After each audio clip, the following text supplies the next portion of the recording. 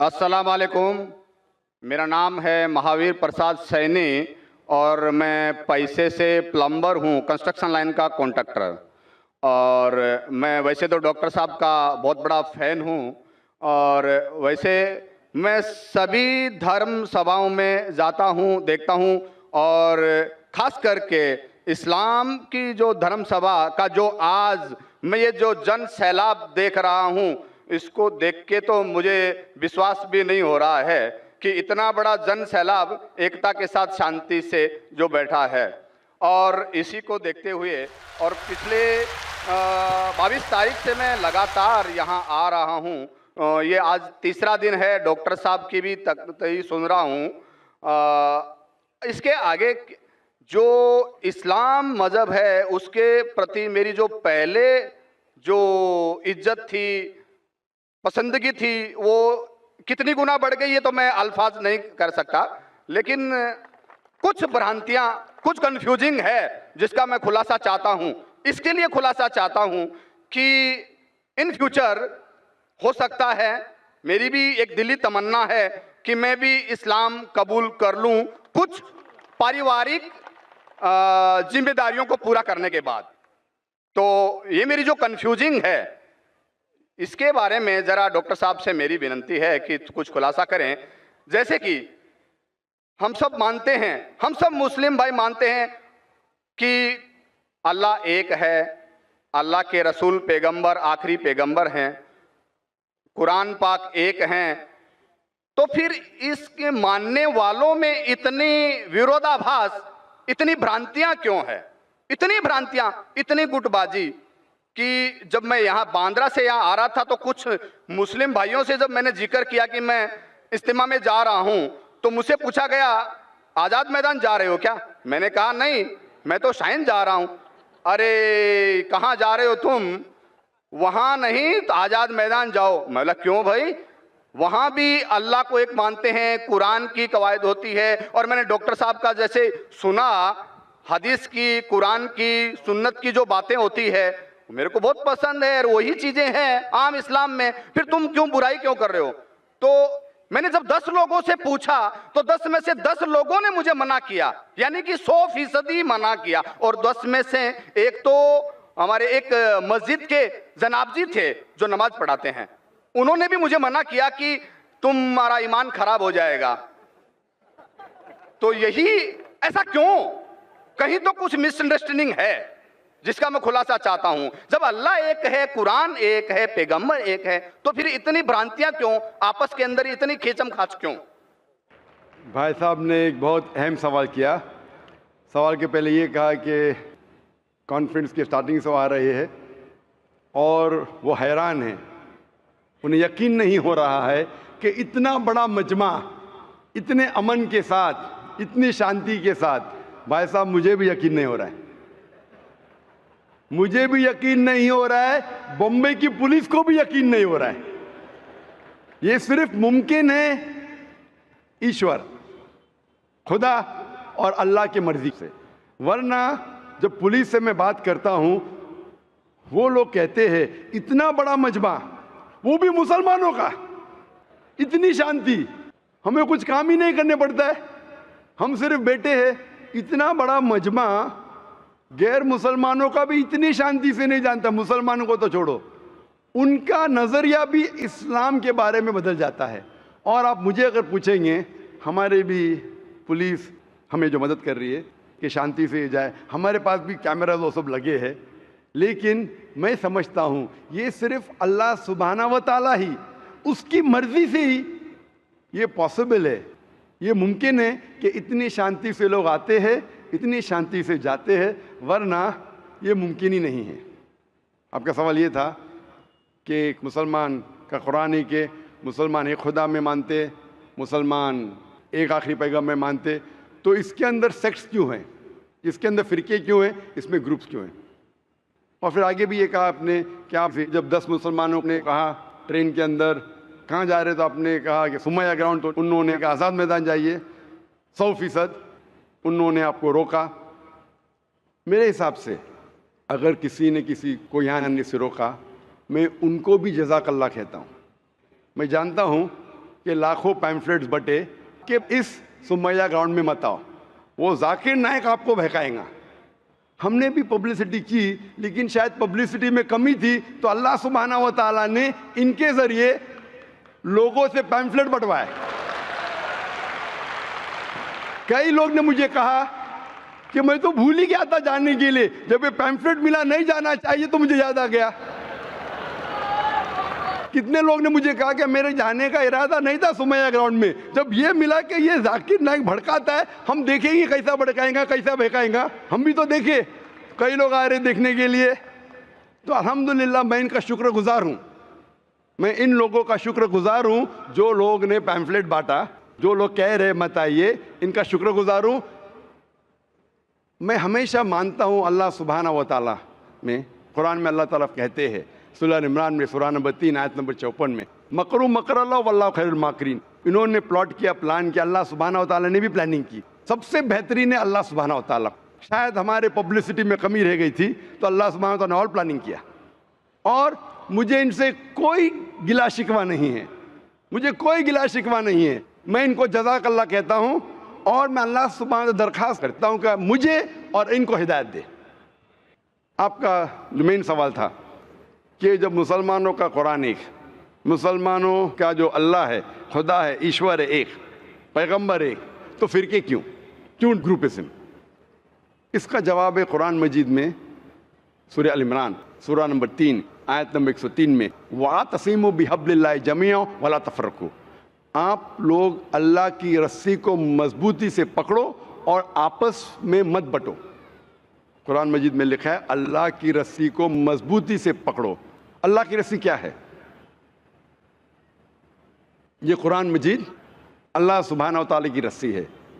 ہم مسلمانوں کو اللہ سبحانہ و تعالیٰ کہتے ہیں کہ قرآن مجید کو مضبوطی سے پکڑو اور آپس میں فرقے مت بناؤ، آپس میں مت بٹو۔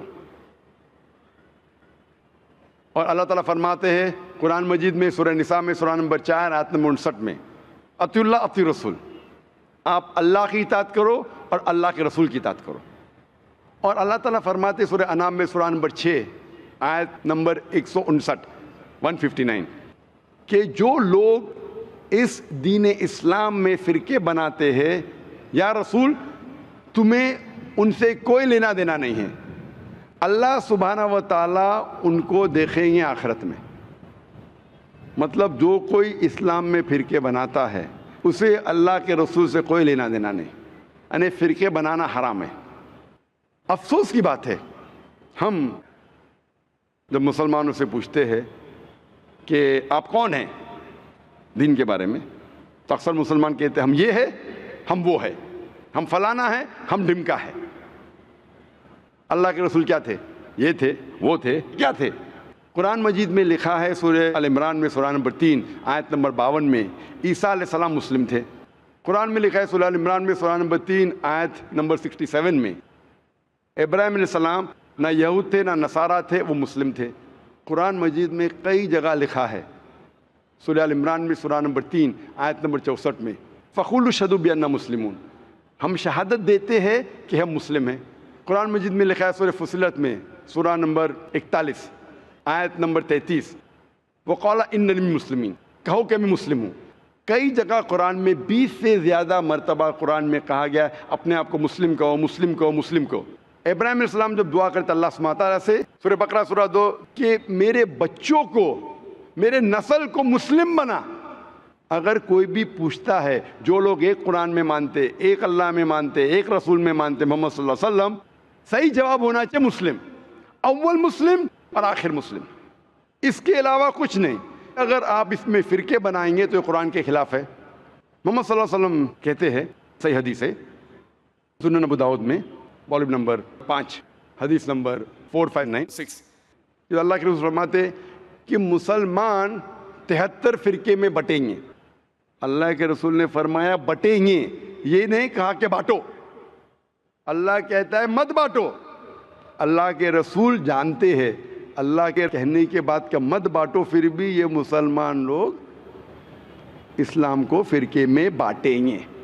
اور ایک حدیث اللہ کے رسول کی ترمذی کی، جس میں اللہ کے رسول نے فرمایا کہ مسلمان 73 فرقے میں بٹیں گے اور ان میں سے ایک ہی جنت میں جائے گا۔ جب صحابہ نے پوچھا کون سا فرقہ، کون جائیں گا جنت میں، اللہ کے رسول فرماتے وہ لوگ جو میرے باتوں پہ عمل کرتے ہیں، وہ لوگ جو قرآن اور صحیح حدیث پہ عمل کرتے ہیں۔ تو جو لوگ اللہ کی رسی کو مضبوطی سے پکڑتے ہیں صرف وہ لوگ جنت میں جائیں گے۔ ہمیں اسلام، دین اسلام کو کوئی بھی فرقے میں بانٹنے کی ضرورت نہیں۔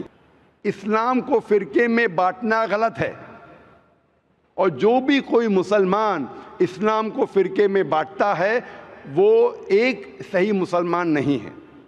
ہمیں صرف اللہ اور اللہ کے رسول میں ماننا چاہیے اور اس پہ ایمان لانا چاہیے۔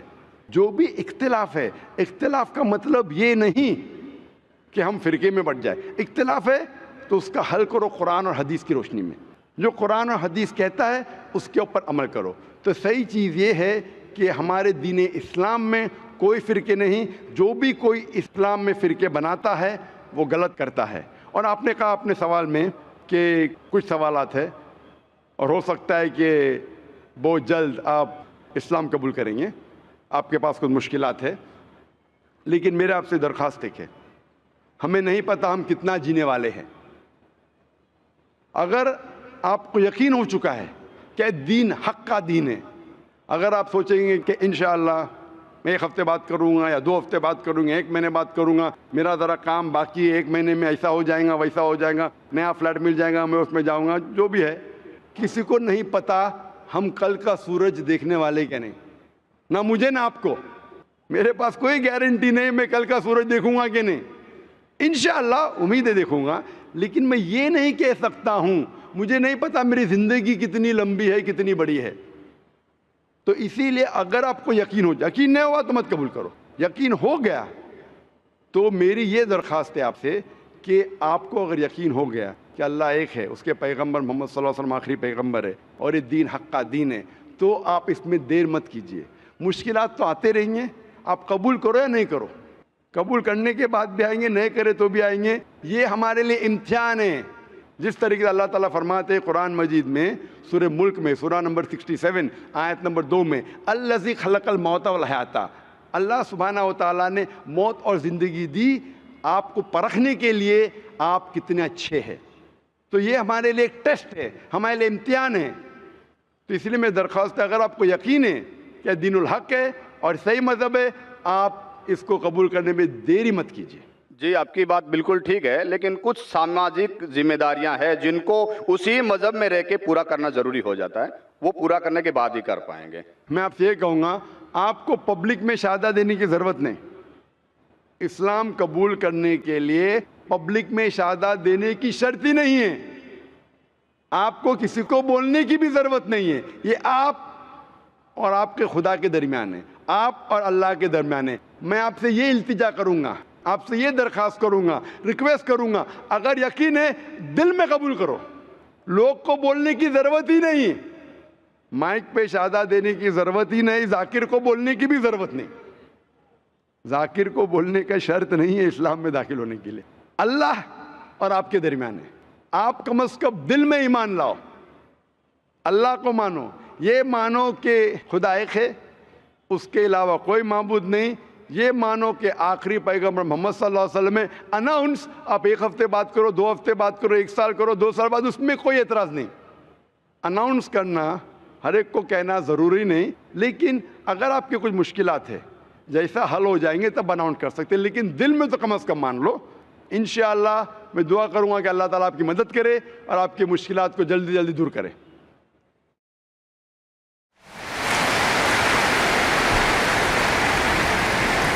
تو دوستو ویڈیو آپ لوگوں نے دیکھ لی اور امید کرتا ہوں کہ پسند بھی آئی ہوگی۔ آپ یقین کریں کہ کچھ ویڈیوز دیکھ کر انسان بہت زیادہ مایوس ہو جاتا ہے، یعنی کہ وہاں پر بھارت میں جب یہ کانفرنس ہوا کرتے تھے تو اس وقت ان اجتماع کے خلاف مسلمان اٹھتے تھے اور وہ پمفلٹ وغیرہ وہ تقسیم کرتے تھے عوام میں کہ آپ ذاکر نائک کے بیان پر مت جائیں اور وہ آپ کو گمراہ کر دے گا اور وہ آپ کو بھٹکا دے گا۔ یعنی کہ مسلمان، آپ لوگ خود غور کریں، اس ہندو نے بھی جس طرح کہا ہے کہ 10 مسلمان تھے تقریباً اور ان سب نے مجھے منع کیا کہ آپ وہاں مت جائیں۔